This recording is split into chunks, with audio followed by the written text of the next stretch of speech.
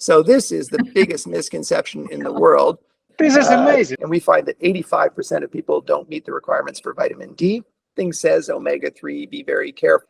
For example, antioxidants, are they of benefit or not? Show between the two, and we're now 5-to-1, omega-6 to 3. 12% of our patients are B12 deficient, because if you're sarcopenic, lying in bed, you can barely move, but you live to 100, who cares? You want to be vital, you want to be up and down stairs, you want to be independent, you want to go for walks with your spouse, your friends, whatever.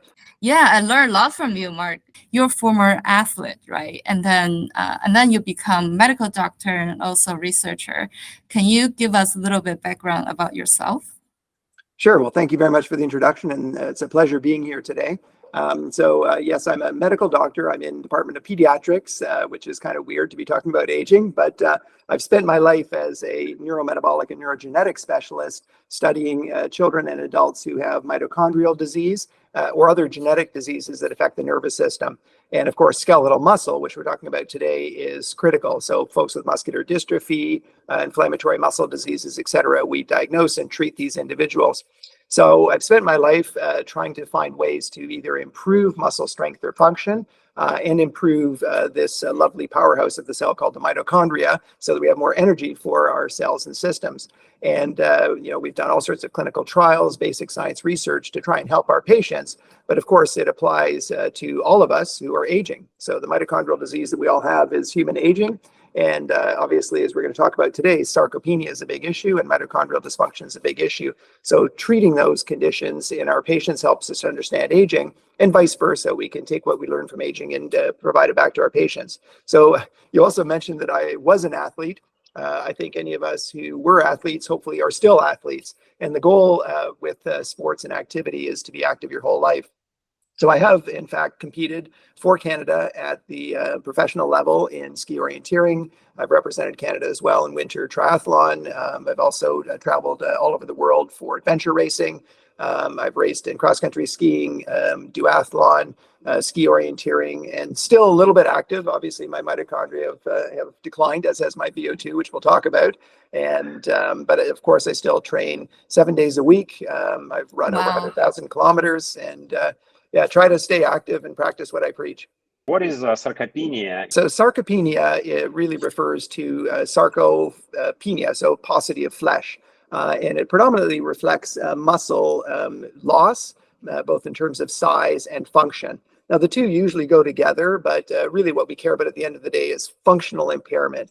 And why that's a problem is that if our muscles are weak, it's hard to go up a flight of stairs, get off of a toilet, and it can eventually affect how we live our lives. In fact, 30% of people over the age of 80 have functionally limiting sarcopenia, so it affects their daily activities. And why that's important is it increases the risk of falls, it increases the risk of institutionalization. For example, if you can't get off the toilet, you either need a personal support worker or you end up in a nursing home. So targeting this and treating it is really important. And what are the ways we can attenuate it? I think, like everyone knows, an ounce of prevention is worth more than a pound of cure. And we published a study, over 10 years ago, where we looked at runners and cyclists, and we found that they actually had better strength. This is not surprising as you get older. But I think for most of us, the most important thing is it's never too late to start. So we've even done studies in folks up to age 92 where we put them on exercise training programs and we can improve strength. So I think exercise is really the core of almost any good therapy that's going to improve health span and lifespan. And that's really the core. The other thing I would say to help sarcopenia is making sure that you fuel the fire. So the most important fuel for this is protein. Many people, as they get older, go down to 1 or 2 meals a day. They have high carbohydrates and they have suboptimal protein. And certainly Stu Phillips and others have come to a consensus on the Protein for Aging consortium, and they recommend that people consume at least 1.2 grams of protein per kilogram body weight per day. So those are really, I think, the two main strategies that we can do to improve sarcopenia, or at least decrease the impact of it as we get older. So what kind of exercise will benefit the most? So the most effective exercise is the one that you're going to do. So the first thing that I suggest, and I've been involved in starting and coaching kids programs. I'm still actually currently the national team coach for ski orienteering. So across the age span, I think the most important thing is, one, find what you enjoy. So if someone tells you to swim or to run and that's the only way to do it, don't listen to them. Find the activity that you enjoy. And I think all of us are athletes. We just have to find what we like. So first and foremost, find something you enjoy. And then, of course, resistance versus endurance is the age-old question. I hate to be a Libra and sit on the fence, but really it's a bit of both. And we clearly have benefits that improve our health from endurance. Generally, endurance increases our cardiovascular strength, usually as measured by our VO2 max or oxygen consumption. And we know that if that's higher, it leads to lower all-cause mortality. And that certainly helps keep our heart and our lungs working better. In addition, resistance exercise is very important. In fact, Bengt Saltine, who's probably the top exercise physiologist in the world, for many, many decades, did a study of marathon runners and found that they were no stronger than the general population when they got older. So as I myself, who did exclusively endurance exercise, is practicing what I preach, I've now started to do more resistance exercise to build up my muscle. So what we found over innumerable studies really is it's probably best to do 3 times a week of endurance and 2 to 3 times a week of resistance exercise to get the benefits of both. And we actually haven't yet published it, but we did a study where we took older adults. We did 3 months of endurance, 3 months of resistance. And as you would expect, they got increases in VO2 and fitness when they did endurance, increases in strength when they did resistance, but there wasn't much crossover. So I really think people need to do both. And whether you do it on the same day or you do it on opposite days, I don't think there's any difference. But I would suggest the older you get, the more you have to be cognizant of resistance. And another point I will just point out, which came to light as I thought about this interview. I was out for a run with my long-term buddy and my former cross-country ski coach. We've been training together for 40 years. And tying up our shoes, stumbling when we run, and falling is much more common now. So things like stretching to maintain that mobility, tying up your shoes, bending over, etc. And also that dynamic balance. So if you slip on a patch of ice, step off a curb that you don't expect, that instability, even if you are fit and you're not stable, you're going to increase your risk of falls. So I think putting some balance training in is really important, the proprioception and flexibility. So I'll just finish with that. Someone combines, let's say, within 1 week, both endurance and resistance training. Are they going to get the same effect as compared to someone who is doing 1 month of endurance and then another month of resistance training? Yeah, I mean, during the month of endurance training, obviously your VO2 is going to start to improve, your capillarization, all of those adaptations to endurance exercise, and of course, strength from neural adaptations initially, and then eventually hypertrophy and increased muscle growth will be more apparent in the second month. But really, I think the best thing for people is to get into a habit and a routine. And generally, it's 1 day of one day of the next, or you can do them back to back. And we've done studies where we did endurance first and then resistance, or the other way around. And we've looked at both the gene expression and the outcomes. And it really doesn't matter if you do one first and the other, or you do it 1 day on, 1 day off. So I generally recommend that sort of a strategy, whatever works into your schedule. It's like, how long should we do it for both? Yeah, so generally with resistance exercise, most studies have done a pretty standard, what we call bodybuilder routine, which is working up to 3 sets of generally 10 to 15 repetitions.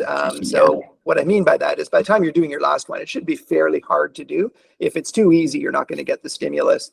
People have done occlusion, non-occlusion, but I think practically for most people, if you just stick to the 3 sets of 10 to 15 repetitions, and as it becomes too easy, you have to progress. You've got to gradually increase that weight to get further benefits. So I think that's important from that perspective. And we would recommend a whole body sort of a routine, the major muscle groups. And in general, more dynamic activities. So if you're just doing a specific machine, sometimes you don't get the same sort of dynamic activity as you do if you have cables or you're using free weights and stuff. But make sure that you know what you're doing. You get a trainer to help you out so you don't get joint injuries. Because you get a joint injury, you're not going to be able to do it. For endurance exercise, what people are looking at is getting up to a threshold where it's starting to become a little bit difficult to talk. And generally, that's going to be around 55, 60, 65% of VO2 max. So you want to feel like you've had a workout, you feel like you're breathing hard and you're sweating, and you want to do at least 30 minutes 3 times a week. But ideally, pushing that to 40 or 45 minutes 3 to 4 times a week, you'll get the optimal benefits. Now, again, we start to see these really significant benefits at that level A little bit more if you go to the sort of 1 hour, 5 times per week, but it becomes a little bit incremental once you start getting to that 5, 6, and 7 days a week, 1 hour or more, like crazy people like I do. Thank you. Switching to supplements. So what are the best supplements for muscle growth? You know, for most people, if you're a young person lifting weights, if you're an older person, if you just want to keep your muscles healthy, you know, protein quality is important. So if you think about us as mammals, you know, we split from birds and reptiles about 220 million years ago. And what did we choose to grow muscle in mammals? It's milk. So what did reptiles and birds? It's egg white. So generally, what's interesting is egg white and milk have the highest biological value. What I mean by that is the amino acid composition is such that essentially 100% of that can be incorporated into muscle. And so a lot of people, unfortunately, you know, are lactose intolerant, or they think they are, and they stop drinking milk, or there's, you know, crazy people saying that milk is bad for you. But really, you know, this is very important to maintain high quality protein. So that's one way of doing it. And there was an interesting study that showed that the whole egg, so frying up an omelet is just as good, if not maybe a bit better than just the egg whites. So generally, eggs are good, milk is good. Try and keep the protein intake over 1.2 grams per kilogram. And if you're just starting out, or you're really doing a lot of exercise 7 days a week, get it up over 1.4. Of course, for the elite athlete, it's usually 1.6, 1.7 grams of protein per kilogram per day. So protein's number one, making sure that that's optimal. And that's probably the most important. The other supplement that's been, you know, and we've published many studies on this, is creatine monohydrate.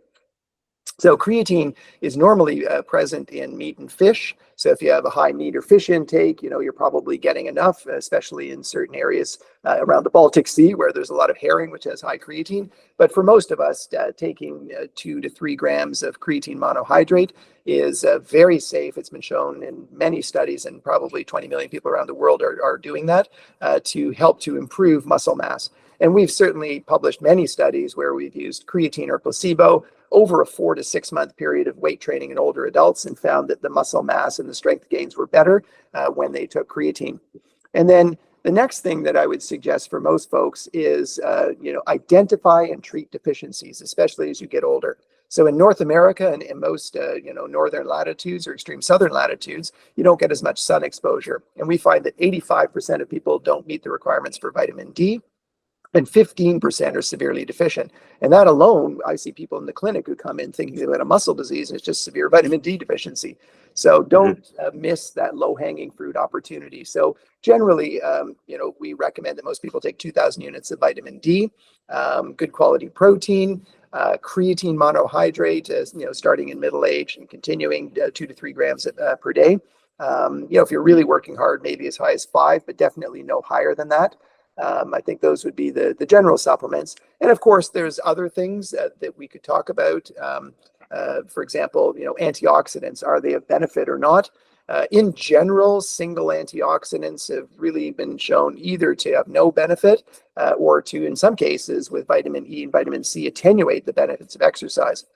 Now, you know, and, you know, in full disclosure, I started a company based on some of our concepts of treating mitochondrial dysfunction, and, you know, supplements that we've come up with treating mitochondrial dysfunction actually enhance the benefits of exercise. And, you know, I certainly take some of those myself. But the other one I think I'll finish with would be omega-3s. In society, we've generally replaced a lot of our fats with omega-6s. And that's not how we evolved. We evolved to have more omega-3s, generally a 1-to-1 ratio between the two, and we're now 5-to-1 omega-6 to 3. So taking you know, a teaspoon of fish oil or fish oil capsules once a day, I think makes some sense. And you know, we can talk about some of the other evidence in omega-3 a little later if you'd like.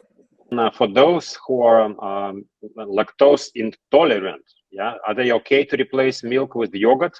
Are they going to get the same benefit? Yeah, so there's a couple of strategies. Number one, I'm lactose intolerant after a bad trip. When I went to the World Championships in Italy and ate a bad food one time, and I've been lactose intolerant ever since. So the lactose-free milk, and now they're making lactose-free cheese and stuff, is very good quality, and that works well. I find it doesn't work as well as the lactose pills, but some people take capsules with lactase enzyme and can tolerate milk, but that generally isn't as good as if it's pre-broken down, like the Lactaid and other lactose-free milk products, number one. Number two, it's really the protein that we need. And so, you know, with our company, as I mentioned, we have a product called Muscle 5. And what we've done is we've put in the whey casein ratio that's an average of mother's breast milk, which is evolutionarily the ideal, with a bit of whey and a bit of casein together, which both have independent benefits. However, protein powders are not created equal. So there's protein isolates and there's protein concentrates. The isolates pull out the protein and leave the lactose behind. So our product, for example, and any protein isolate is lactose free, the same as lactose free milk.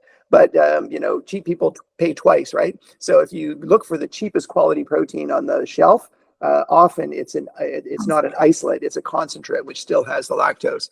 So for those individuals, the reason why yogurt often is good is there have been studies that show that people who are lactose intolerant, some of the enzymes in the yogurt can help to break down the lactose. And so people who are not severely lactose intolerant can usually tolerate yogurt.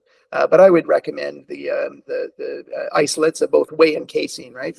So first and foremost, when something says omega-3, be very careful, because ALA is an omega-3 from plants, but it has not been shown to have any benefit. So make sure, as you pointed out, it's DHA and EPA, right? Those are the two main ones that we're looking for. So if you ever buy it, make sure that it has that on it. Now, you can get it from algae and from various plankton and other things, but generally we want to have the DHA and the EPA. And there's some that have a little bit more DHA or EPA and vice versa. I don't think if it's a little bit more one way or the other, it really makes a difference when you look at the sum total of all studies. But you definitely, as we get older, there's benefits to both. DHA is present in our retina. It's important in brain myelination, whereas the EPA has a little bit more heart healthy benefits in terms of decreasing coagulability. So I think as long as you have both of those in your fish oil, you're doing quite well. And remember that most of the epidemiology comes from those that are eating lots of fish and getting that balance. And again, fish in Norway may be a little different than in the Netherlands and a little different than in Alaska. So I think if people split hairs about, 2/3, 1/3, or 1/3, 2/3, I think, they're not standing on strong scientific evidence. So I wouldn't get hung up on those ratios too much as long as both are there. Okay, got it. Thanks. Chong, over to you. Yeah, I wanted to add on a question, like any recommendation for folks who are vegan? Yeah, if a person is a vegan, you definitely are going to be compromised in creatine. And they've actually done studies in vegans where they gave them creatine and, their performance on cognitive tasks actually improved because there is no creatine at all in any plant-based food. And so you're solely dependent on your intrinsic production of creatine, which is insufficient to keep muscle levels over about 100 millimoles per kilogram dry muscle mass. And the same is true of brain as well, right? Because brain concentrates creatine through a creatine transporter. And so I would definitely say you should be on creatine.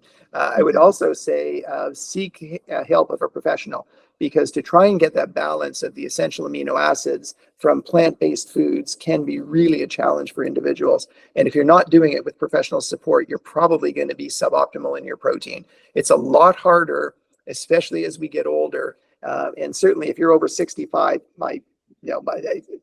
again, there's all sorts of societal reasons why some people may want to be vegan, and I'm not in any way belittling it, but it's probably not the best strategy if you're an older adult to maintain your muscle mass. It is far easier and probably far more effective to stick with Mother Nature. Eggs and milk first, fish, lean meats next, and then plant-based protein has a lower biological value. And combining the two is a challenge. Now, there are folks that are putting in specific amino acids to plants, and that's one strategy to try and compensate for the inferior quality of the protein repertoire in plant-based products. Oh, and sorry, one other point. B12 deficiency. Yeah. Yes, 12% of our patients are B12 deficient, and studies have shown up to that level in general society, and B12 deficiency can be a devastating neurologic disorder. So do not get B12 deficient. Make sure you get it checked if you're a vegan regularly, and replace, which most people will have to do if you're vegan. Okay. Thank you. Thanks so much. And then any comments on collagen? Yeah, I'm generally not a huge fan of collagen, and we've actually used it as our placebo. So if you look at the biological value of collagen, it's extremely low. It's almost non-existent essential amino acids.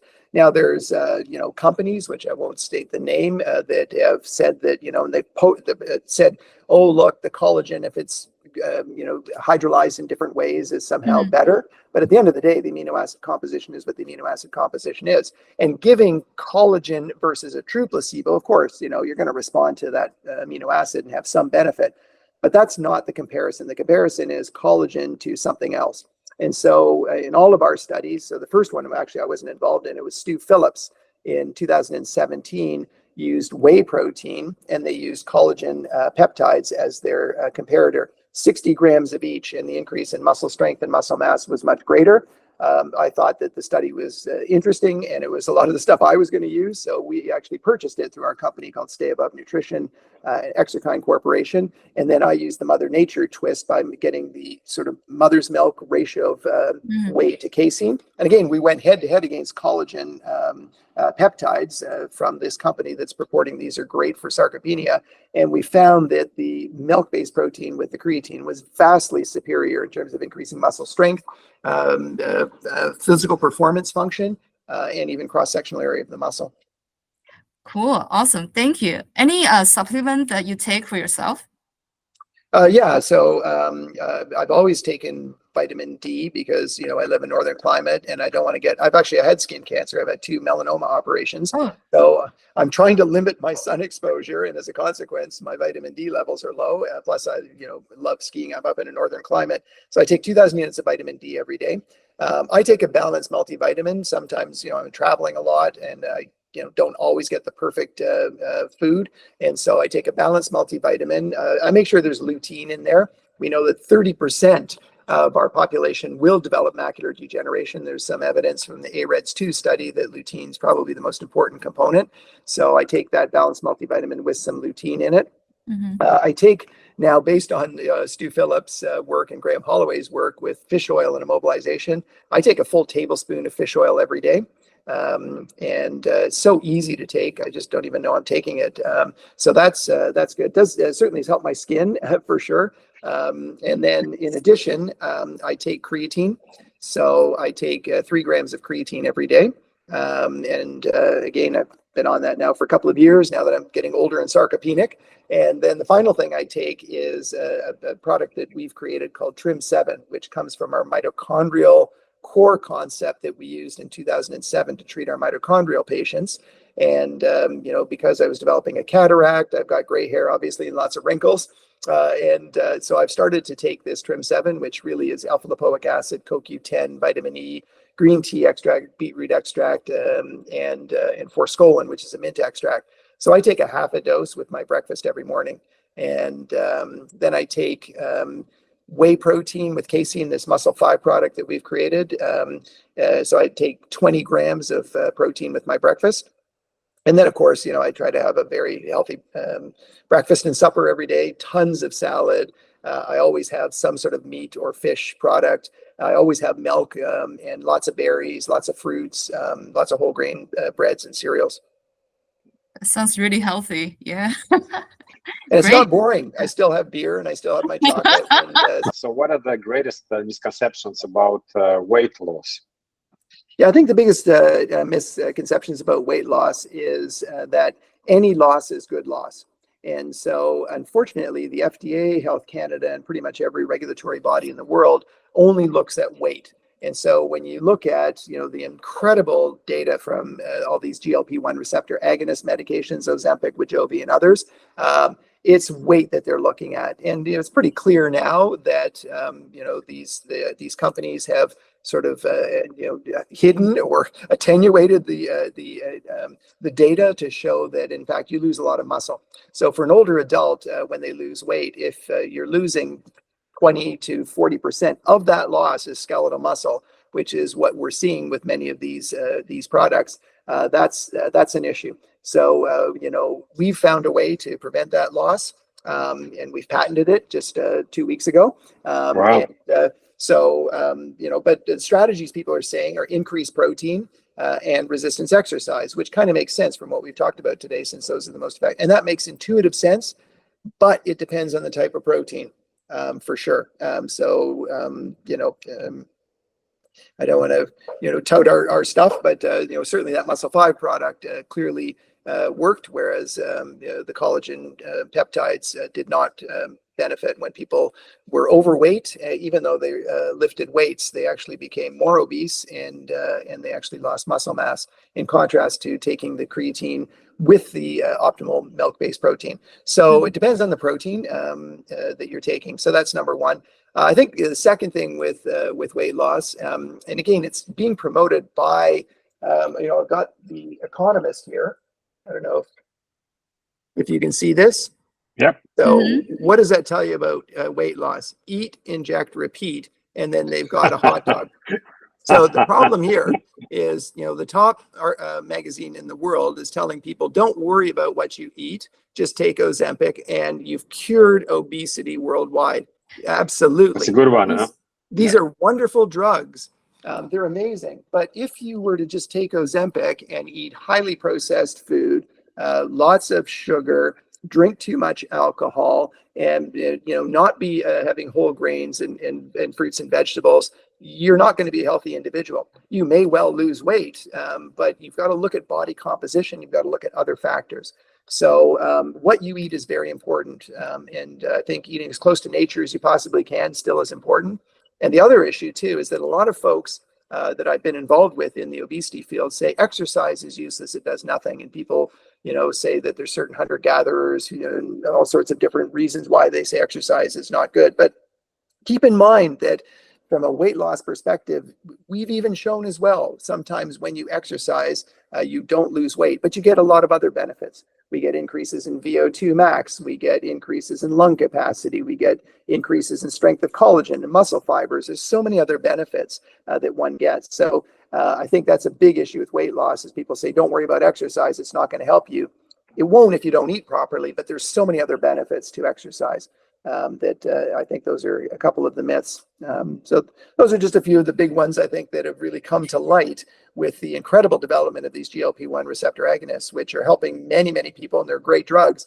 And they're perfect if they're used with proper nutrition, and there's other strategies to prevent some of the side effects, the largest of which, relevant to our discussion, is this loss of skeletal muscle, which is obviously very important as we get older.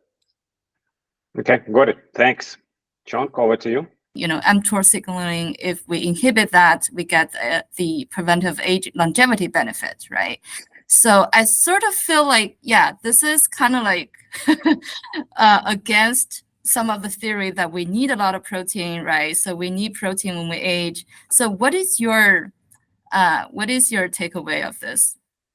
Yeah, so takeaway of that is that it's pretty much garbage. So you look at all these people that are taking rapamycin saying how great it is. I mean, it's pretty clear that if you completely block mTOR signaling, you'll block muscle protein synthesis. So what happens when we lift weights? We get an increase in muscle protein synthesis, which leads to an increase in muscle mass. And Blake Rasmussen and others have clearly shown that if you give rapamycin to a person before they do weight training, you're going to get none of the hypertrophy stimulus. So to me, it's antithetical to what we're trying to do as we age. In humans, we want to maintain muscle mass. So, giving an immunosuppressive to someone that completely blunts the ability to grow muscle. Sure, I'm very cognizant of the Drosophila and the nematodes and the mice studies showing the survival benefits, but are they looking at the mice's grip strength, their functional capacity, their rotorod capacity, et cetera, et cetera? And for humans, it's important not just to improve our cardiovascular health and our mitochondrial health, but also to keep our muscles strong and healthy so we don't trip and fall.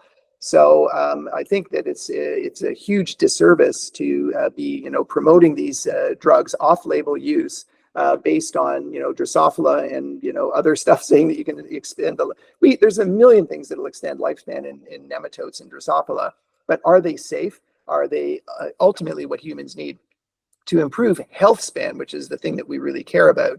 Because if you're sarcopenic, lying in bed, you can barely move, but you live to 100, who cares? You want to be vital, you want to be up and down stairs, you want to be independent, you want to go for walks with your spouse, your friends, whatever. You don't want to be sarcopenic and immobile no matter how long you live. So I'm and studies will eventually come out showing that not only could there be an increased risk of infection and stuff as you suppress the immune system with things like rapamycin, but you're going to get more sarcopenia. Completely blunting all protein synthetic response, which is not a good thing.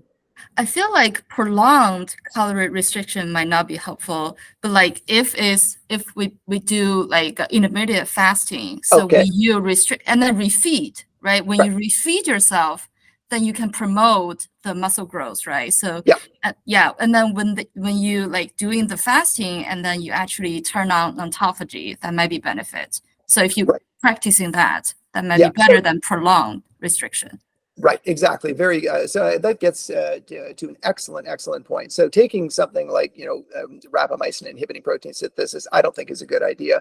Even if you're on for 3 months and off, I don't think it's a great idea. However, your point about caloric restriction, intermittent fasting, an interesting one. I think the main thing there is we all tend to eat too much, and I think it's not restriction, but it's balance, and that is you have to balance intake to output. So what you want to do is to not be gaining fat. So whatever it takes to bring you down to that level where you're not gaining fat, I think is the optimal. And, caloric restriction, you can call it what it is, but, it really comes from false research, not false, but misinterpreted research. So if you take a Drosophila or a nematode or a mouse and you stick them in a restrictive environment and give them all the food that they possibly could want, that's not a normal. And so, of course, you restrict their caloric intake, you're matching energy intake to expenditure, and they're going to live longer. But the same, to some extent, is true of humans. If we're in an obesogenic environment where we have too much food, we've got to cut back on that food if we're not exercising, right? So you match energy input to expenditure. So I think that's the key thing. Now, the timed feeding studies, the caloric restriction and everything, there are a million different ratios of, you fast for 16 hours, you eat over 8-hour period and stuff. I think the main thing that comes out of all of the meta-analyses where you put it all together, number one, don't skip breakfast. Make sure you've got, good protein intake with breakfast. And that's one thing. So eating early in the morning seems to be associated with better body composition over time. And time again, you skip breakfast is generally more associated with being overweight and obese. So I would say that's one thing that one should try. I think eating late at night is never a good idea. And I think that's where people get their extra calories that are not needed. So they take too many calories after 6 p.m. And I think cutting back there is a good thing. So trying not to eat much in the evening or cut back, except maybe, on the weekend, you can splurge on Friday or Saturday night. But I think your point too about, this on off sort of a cycle is the way we were designed as humans. We evolved that way. You kill the impala, you eat a lot for a week, and then, you might starve for a couple of weeks. So I think this intermittent on and off is much better than anything that's chronically administered. And certainly, from my perspective, I try to always eat a really good breakfast with at least 25, 30 grams of protein. And I try and restrict, after 6 as best I can. Yeah, same here. Yeah, I don't eat after lunch, actually. Yeah, I have a great portion of breakfast. Yeah. You're a true intermittent faster then. Yeah, that's why I'm asking. Yeah, I feel good. Yeah. Mark, what's your take on VO2 max as a predictor of longevity? Well, I'm a big fan of VO2 max because when I was in my 20s and early 30s, we did tons of exercise physiology studies. So we used to every 4 or 5 weeks go in and do VO2 max tests. And I must have chosen my parents properly because my highest VO2 max, unfortunately, I didn't have that one recorded, was 88.2. Wow. But this is amazing. This is world class. I think at one point I was ranked 7th in the world with the highest VO2 max. Unbelievable. But because of that, I was able to have kids and do medical school and still race internationally in a variety of endurance sports. But anyhow, VO2 max is definitely an important predictor of mortality. And again, it reflects a number of things. VO2 max in mils per kilogram per minute, generally, because it's expressed per body weight, it generally means your body weight is lower if it's high, right? Because if you drop your weight, your VO2 relative is going to go up. It is a reflection of the sum total of the oxygen consumption by all active muscles, which is really a reflection of oxygen delivery and oxygen transport and uptake by the mitochondria ultimately. So it is an indirect reflection of your total mitochondrial capacity. So it's no surprise that if you've got lower body mass, you've got better mitochondria, you do have a health span and lifespan advantage from that perspective. And again, that's why in general, I was a huge advocate. All I did 7 days a week, 2 to 3 hours a day was endurance exercise, but still it doesn't protect you from sarcopenia. And I've experienced it, and Bank Saltine study has shown that if that's all you do as you start to get older, you'll still be skinny and you'll start to get weak. So that's why, although it's one important component, and it still is going to ride you through, like, because I started there, I mean, I'm down to around 68 now as I Wow, it's still a Wow. lot. 68 is huge. well, it's not where I was, but it's definitely coming down. But nevertheless, start high, and then as we get older, I've clearly put in more weights to try and prevent sarcopenia. But I'm still at a higher level. And we did a study too with Justin Crane, we published a few years ago, where we looked at masters athletes, idiots like me who've trained their whole life over 65.